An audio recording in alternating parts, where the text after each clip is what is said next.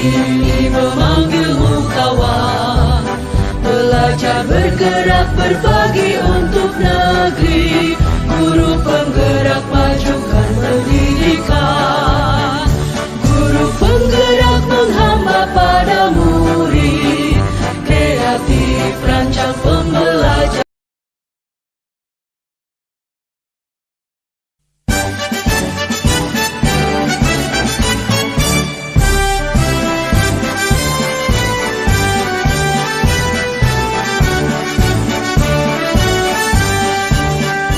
Bulatkan tekad, kuatkan hati. Negeri ini memanggilmu kawan. Belajar bergerak berbagi untuk negeri. Guru penggerak majukan pendidikan. Guru penggerak menghamba pada murid. Kreatif rancang pembelajaran. Hargai potensi, tingkatkan prestasi. Lahirkan profil pelajar Pancasila. Belajar bergerak berbagi untuk negeri. Kita menjalin kolaborasi. Belajar bergerak berbagi untuk negeri. Demi bakti pada Ibu Pertiwi.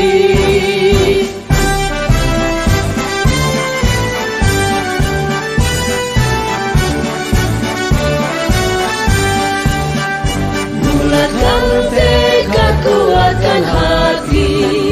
Negeri ini memanggilmu kawan. Belajar bergerak berbagi untuk negeri. Guru penggerak majukan pendidikan.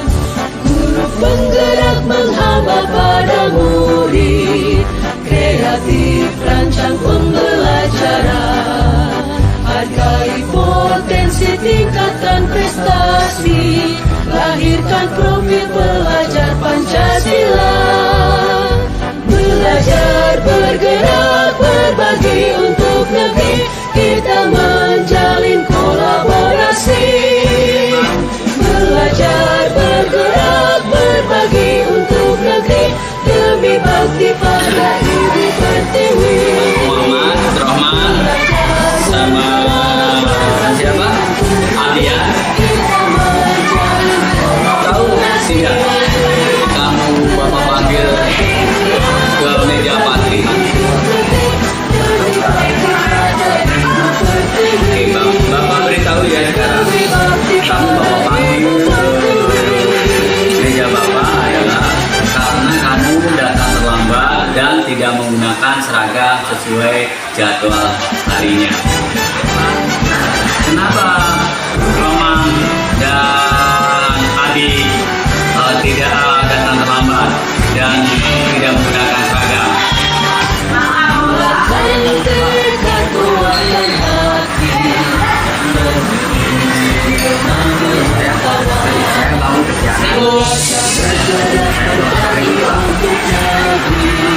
Dari penjelasan kamu, alasan kamu, apakah kamu tahu keyakinan kelas dalam pelajaran matematika?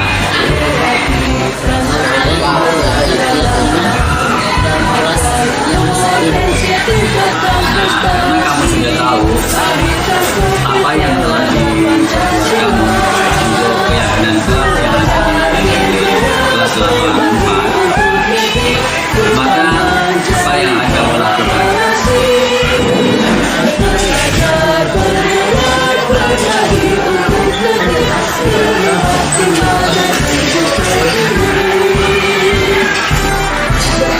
Saya tidak mengurangi kekuatan dan aturan yang juga baik. Baik Pak, saya tidak mengurangi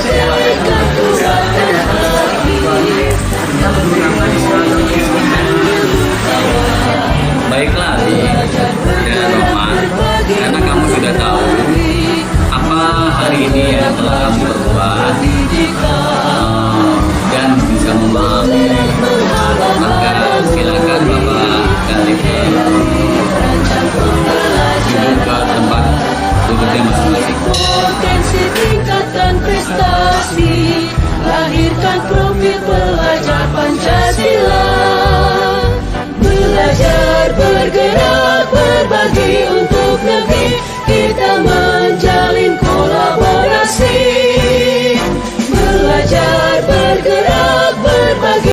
warahmatullahi wabarakatuh.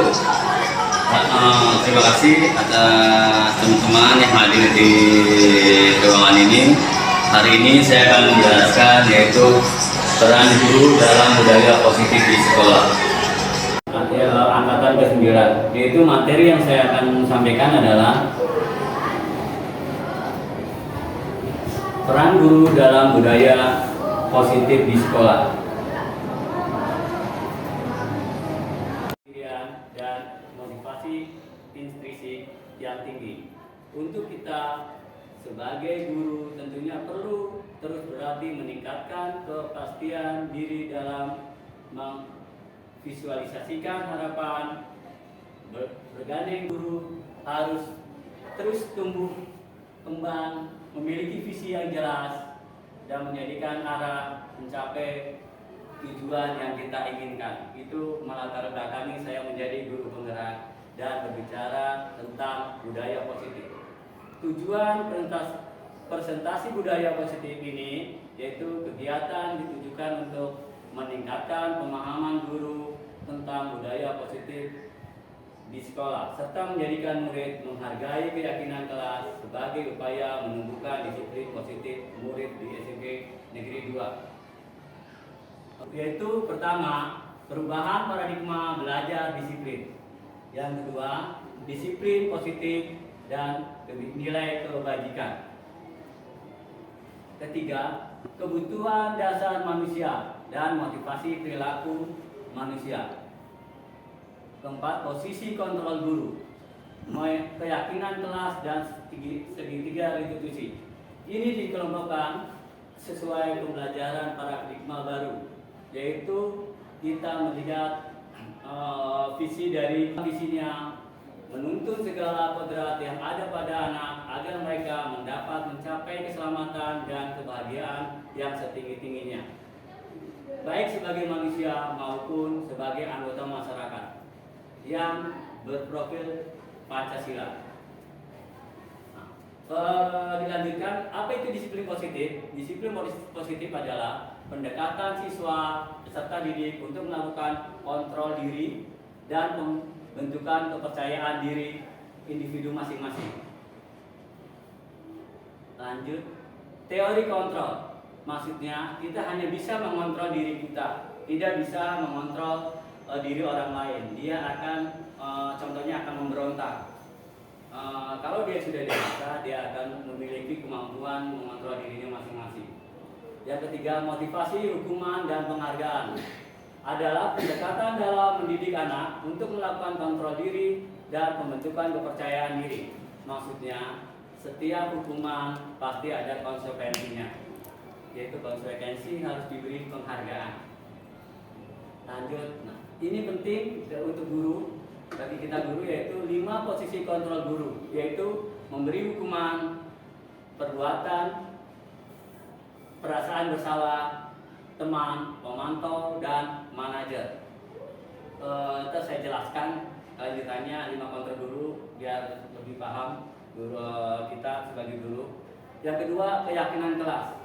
Keyakinan kelas kita pegang ini untuk wali kelas, khususnya supaya kita menjadi wali kelas yang untuk masalah-masalah anak-anak. Jika kita mendapatkan masalah ada kasus terhadap murid itu disebut dengan segitiga restitusi. Apa itu segitiga restitusi? Lanjut Pak. Ini segitiga restitusi, langkah-langkahnya adalah pendekatan dalam kasus, yaitu menstabilkan identitas, memvalidasi kebutuhan, dan menyatakan keyakinan. Maksudnya menstabilkan identitas. Sebelum kita menjustis anak itu bersalah, kita menanyakan sebabnya dia melakukan apa. Tujuan menanyakan ke teman-temannya kasus apa yang dia sedang hadapi. Yang ketiga, meyakinkan bahwa dia merasa bersalah tanpa kita tuduh. Jadi sumbernya dari murid ke murid, bukan kita yang memberi hukuman. Itu pengarahan dari segitiga restitusi yang saya dapat. 5 kontrol guru, penghukum, penanya kesalahan, teman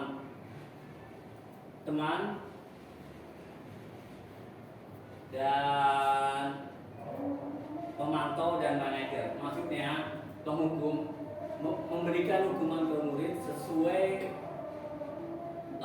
kesalahannya, bukan mengalihkan kesalahannya. Contoh yang sekarang paradigma yang sering digunakan oleh kita dalam hukum. Contohnya kita dalam terlambat sekolah. Nah, kita berikan ke anak itu suruh membersihkan WC. Nah, itu bukan menjustis dia akan terbiasa. Jadi dia akan mengalihkan ke membersihkan toilet. Harusnya itu toilet sudah kewajiban orang yang ditugaskan sebenarnya. Hukuman itu tidak mewakili ke menginjak-injak hukuman lain. Jadi meringankan kerjaan orang lain. Hukuman itu memberi pelajaran. Jadi kalau terlambat apa itunya? Konsekuensinya bukan mengalihkan hukuman. Kamu membersihkan toilet ya. Nah, itu mengalihkan hukuman. Harusnya dia diberikan sanksi itu terlambat. Kenapa kamu terlambat? Kita kasih ke ruang BK khusus supaya dia introspeksi dengan kesalahan keterlambatannya dia. Itu untuk selama ini yang saya lihat selama mengikuti guru penggerak, banyak yang hukuman itu disebut dengan hukuman pengalihan. Jadi supaya anak itu meringankan kerja orang.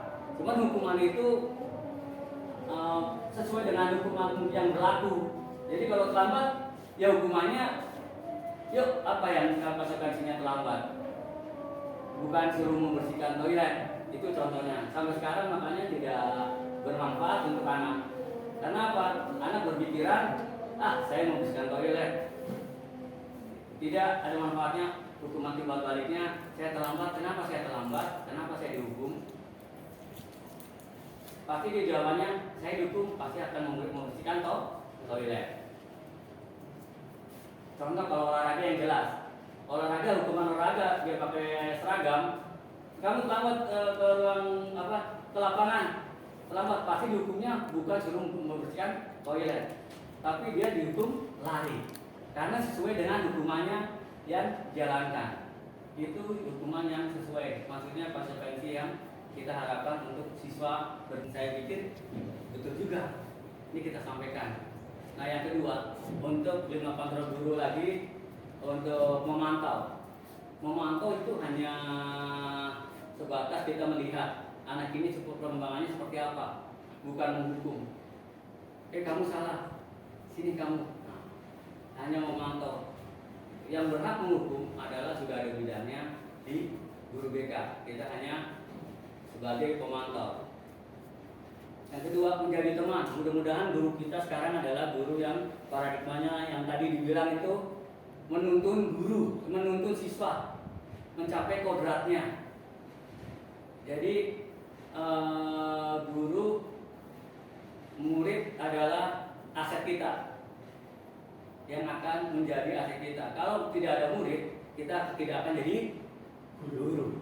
Makanya kita berubah. Aset di mana? Kalau aset kita pelihara atau kita biarkan? Nah, dipelihara. Nah, mulai sekarang mudah-mudahan guru yang berparadigma dengan hukuman keras berubah dengan ini loh aset kita. Jika tidak ada murid, tidak ada ke anak, bukan sebagai pendekatan ABG gitu sebagai ini, tapi ayah ke anak. Yang kedua, manajer itu penting. Guru itu menjadi manajer adalah bisa memantau hukuman, bisa menjadi teman, bisa menjadi rasa bersalah, biasanya dia untuk curhat. Dan yang keempat adalah keempat apa ya Pak ya? Penghukum itu yang selama ini saya dapatkan. Nah, ini penting. Yang kedua, penanganan institusi yang tadi saya jelaskan, yaitu 3, karena sangat penting dalam menangani kasus anak. Kenapa? Selama ini anak tahu-tahunya dituduh langsung bersalah saja. Sudah jelas mengidentifikasikan adalah membuat tenang anak itu merasa tidak bersalah dulu. Yang kedua, cari data validasi dari teman-teman yang terkait. Yang ketiga, baru kita validasi keyakinan di kooperatif atau di kolaborasi dari validasi dengan identitas. Itu cara penanganan yang saya jalankan kemarin selama mengikuti guru penggerak. Mudah-mudahan ini menjadi gambaran untuk teman-teman yang mengikuti presentasi saya mengenai budaya positif untuk guru dalam menangani disiplin anak. Terima kasih. Sebelumnya mudah-mudahan sedikit ilmu ini bisa bermanfaat untuk teman-teman melanjutkan ke pengajaran berikutnya. Silakan kalau ada yang menanya, akan saya jawab sebisa saya, tapi minimal 2 pertanyaan saja. Ya. Ada terigu. Ya. Silakan. Oh, silakan. Iya, mari Pak. Bu, silakan. Saya mau nanya, Mangga, Bu. saya mau tanya gini. Ya. Apakah Pak Tri sudah melakukan studi kasus budaya positif di sekolah? Karena kalau saya lihat kayaknya Bapak belum nanti. Betul Bu, karena di sini cuma mempresentasikan teori saja selama ini. Karena berat dari materi 1.1 sampai 1.4 modul terakhir. Ini adalah modul terakhir untuk masalah budaya positif. Untuk studi kasus ada di saya sudah menjalankan di 84 dan 85 betul. Karena saya izin dengan kakak. Iya. Karena pertama studi kasusnya adalah anak saling menghormati antar teman. Yang kedua ada videonya mungkin di sebelahnya. Ya ini sebelahnya lagi mungkin Pak. Nah ini dia studi kasus ini yang menggambarkan saya lagi menerangkan dia keluar masuk dan izin tapi sesering mungkin. Jadi dia mengakibatkan anak-anak merasa terganggu. Saat saya terangkan terputus, dia datang hadir alasannya ke toilet. Dia datang hadir alasannya ke toilet. Kita tidak harus menegur pada saat itu. Kita lanjutkan. Pada selesai pembelajaran, baru kita panggil. Dipanggil dengan syarat, boleh Pak dilanjutkan di sini. Kayaknya ada 2 orang ini saya panggil. Nah ini langsung saya tanyakan, tapi bukan tanyakan bersalah. Saya hanya menanyakan komportif kejelasannya saja. Jadi anak itu tidak akan merasa bersalah. Ini sampai ini yang namanya segitiga ketusi. Jadi kita tidak boleh menanyakan pada saat kejadian. Kita harus mengidentifikasikan dulu, membuat dia tenang, memvalidasi apakah kasusnya, baru kita meyakinkan supaya anak itu mengakui kesalahan, bukan kita yang menjelaskan kesalahan apa yang kita ini. Dia sudah alhamdulillah mengakui kesalahannya.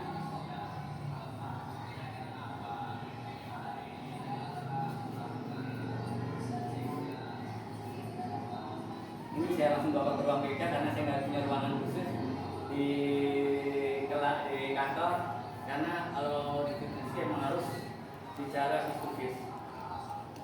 Tapi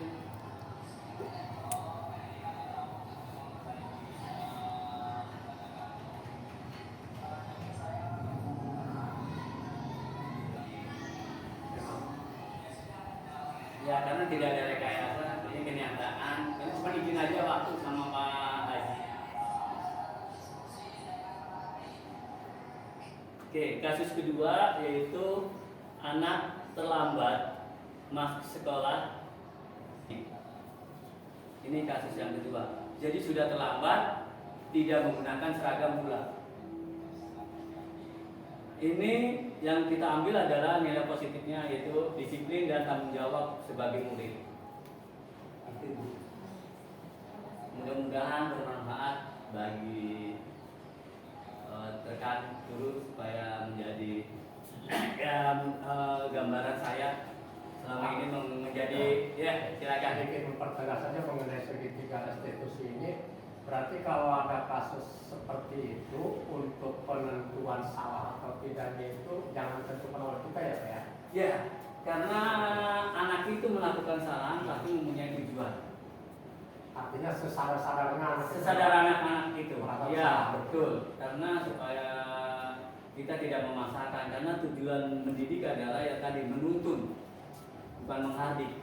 Tapi menuntun kodratnya menjadi manusia seutuhnya. Jadi sesuai dengan zamannya. Ya kalau dia suka ini kita ikutkan, tapi kita harus mengontrol, menuntun. Itu aja sih Pak. Jadi tidak ada lagi yang mau ditanyakan, silakan Bu. Oke. Mungkin ini Yang mengontrol. Jadi pemberi hukuman sudah tidak ada, tetapi kita lari ke yang tadi motivasi. Motivasi, pemberi sanksi dan konsekuensi.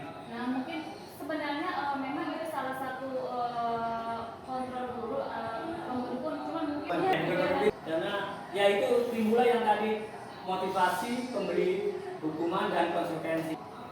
Jadi selama ini Kalau gini gimana? Guru penyelesaian masalah siswa. boleh sih Pak. Hah? Ntar kita membuat meningkatkan diri dia, berjuang terus. Karena kalau cuma seberkas dan tidak bermanfaat, PJ hari ini juga kerek selesai, tapi motivasi ini juara bagus, juara satu. Habis itu rapot untuk masuk ke SMA aja dia susahnya minta ampun, karena kalah bersaing dengan yang tidak juara. Itu yang dimaksud dengan konsep motivasi dan hukum konsekuensi. Ada yang tanya lagi, mudah-mudahan bisa diperjelas. Silakan Pak. Boleh. Iya silakan.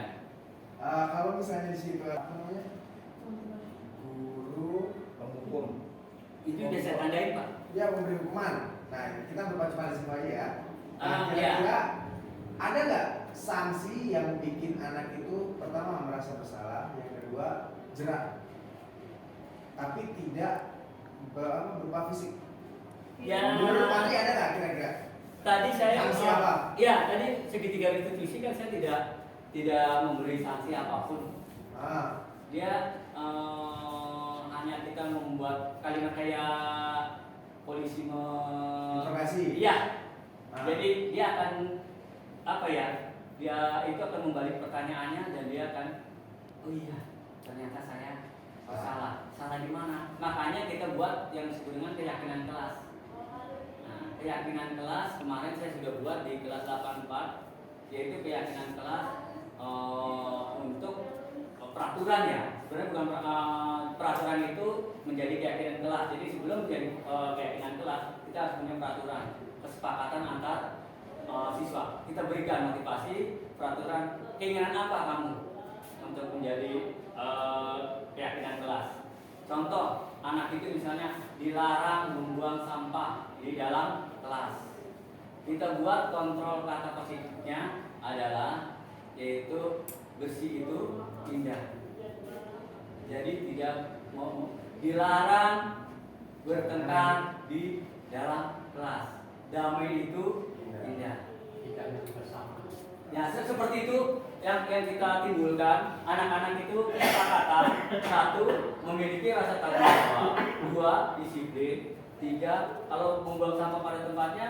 Kesepakatan kelasnya apa? Kesehatan. Demi kesehatan kita harus membuang sampah pada tempatnya. Jadi anak itu tahu dia akan membuang oh ya berarti kalau kita membuang sembarangan kita tidak hidup sehat. Yang selama ini saya tangani kasusnya banyak di 84 dan 85. Itu aja sih Pak. Ada yang ditanya lagi? Kalau tidak ada. Sebelumnya terima kasih saya ucapkan, mudah-mudahan kehadiran Bapak-bapak dalam presentasi ini membawa saya menuju jenjang yang lebih lagi ketingkatannya.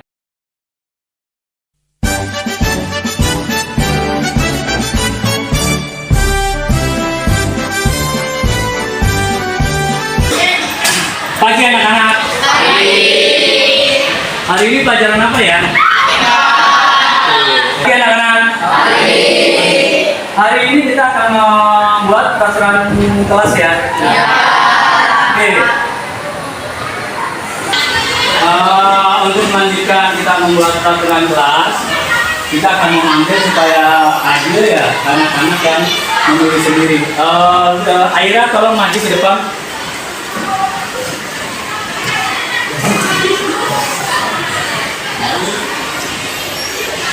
Oke, nilai kebajikan yang kalian dapat dari peraturan kelas harus sesuai dengan keyakinan kalian dan sesuai dengan anggota siswa di kelas ini, ya. Oke, ada yang mau memberikan peraturan kelas? Oke, silakan. Contohnya dilarang memakai sepatu di dalam kelas. Contohnya adalah dilarang memakai sepatu di dalam kelas. Oke. Ada lagi yang mau ditambahkan dalam peraturan kelas? Oke, silakan. Oke. Dilarang makan saat pelajaran jam pelajaran di kelas. Oke, masih ada yang mau menambahkan peraturan kelas? Ya, silakan. Dilarang tidur di dalam kelas saat jam pelajaran berlangsung. Dilarang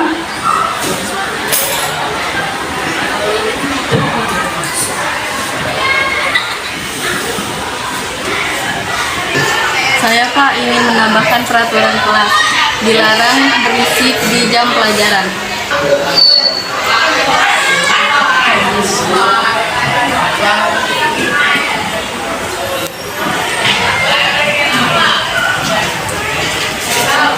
Saya Pak wajib mengerjakan piket sesuai jadwal yang sudah ditentukan.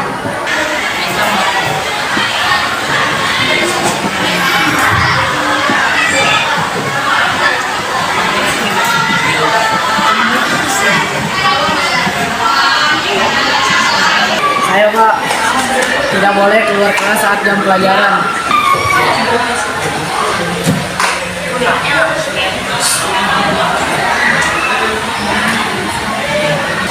Oke, terima kasih kalian sudah membuat peraturan kelas. Ada 5 peraturan kelas, yaitu dilarang memakai sepatu di dalam kelas, dilarang makan saat jam pelajaran di kelas, dilarang tidur di dalam kelas saat pembelajaran berlangsung, dilarang berisik saat pembelajaran, wajib mengerjakan piket sesuai jadwal, dan tidak boleh keluar kelas saat jam pelajaran. Dengan itu kita lanjutkan dengan membuat kata-kata positif untuk kelas ini. Oke? Oke, dari kalian akan menyampaikan kata-kata positif. Silakan.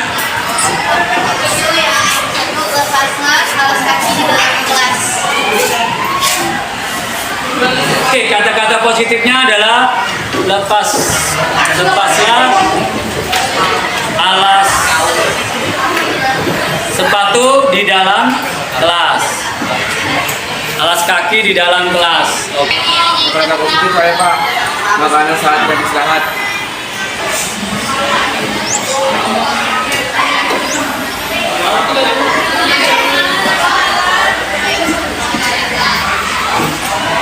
Saya Pak kata positif istirahatlah dengan cukup.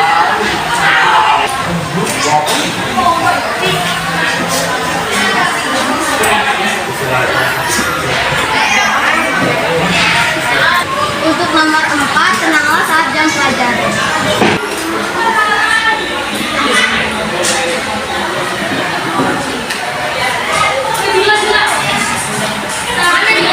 Saya Pak kata positifnya mengerjakan piket sesuai jadwalnya.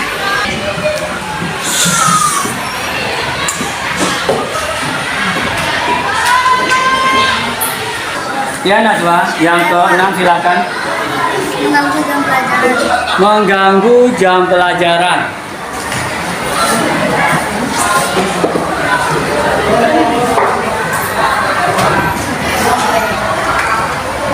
Dari semua yang kita laksanakan tahapan-tahapan untuk mencapai keyakinan kelas, yaitu kata-kata positifnya adalah ada 6. Lepaskan alas kaki di dalam kelas, makanlah saat istirahat, istirahat dengan cukup, tenanglah saat jam pelajaran, mengerjakan piket sesuai jadwalnya, dan mengganggu jam pelajaran. Oke, dari ke-6 ini kesepakatan.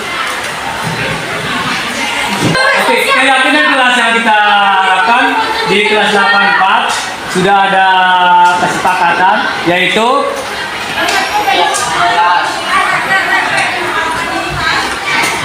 Keyakinan kelas 84 adalah 1. Disiplin.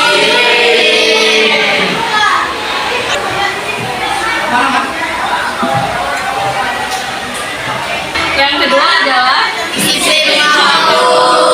yang ketiga Kesehatan. yang keempat Tanggung jawab. yang kelima Tanggung jawab. yang keenam Menghormati.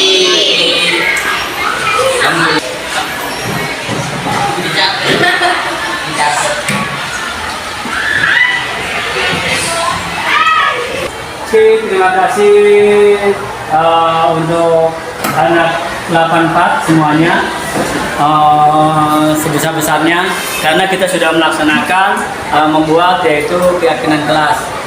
Nah, ini tadi semua itu kita kerjakan tanpa paksaan. Yang kedua, dari semua ini keyakinan kelas, yaitu akan kita simpulkan hanya beberapa saja yang kita laksanakan. Yang 1 dan 2 sama, disiplin dengan disiplin. Yang ketiga itu kesehatan, ketertiban, tanggung jawab, dan menghormati. Jadi hanya 4 kesepakatan kelas, yaitu disiplin, kesehatan, tertib, tanggung jawab, dan menghormati sesama siswa di kelas. Sepakat semuanya anak-anak? Terima kasih. Semoga keyakinan kelas ini berjalan sesuai kehendak kalian masing-masing, dilaksanakan dengan baik. Semoga 84 tetap maju dan tetap bergerak.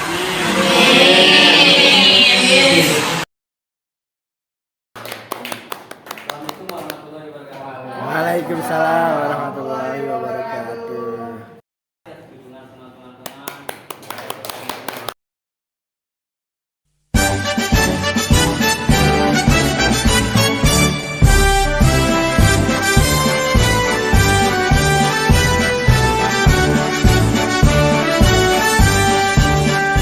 Bulatkan tekad, kuatkan hati, negeri ini memanggilmu kawan.